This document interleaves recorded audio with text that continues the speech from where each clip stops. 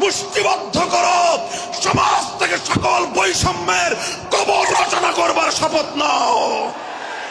হে হতাশাগ্রস্ত জাতি, আসো আল কোরআনের কাছে, আমরা তোমাদেরকে মুক্তির বার্তা শোনাই, আমরা তোমাদেরকে সান্ত্বনার বাণী শোনাবো।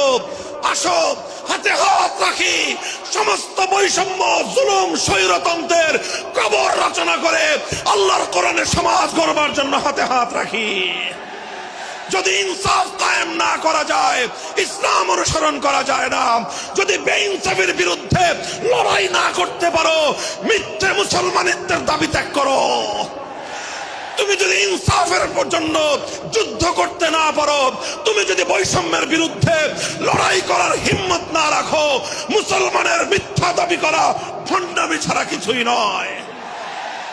আর সর্বোপরি যদি একটি বৈষম্যহীন সমাজ গড়বার জন্য শাহাদাতের রক্ত দিতে হয়, আবু সাঈদদের মতো বৈষম্যের বিরুদ্ধে বুক পেতে দিয়ে জীবন দেওয়ার জন্য শপথ নিতে হবে।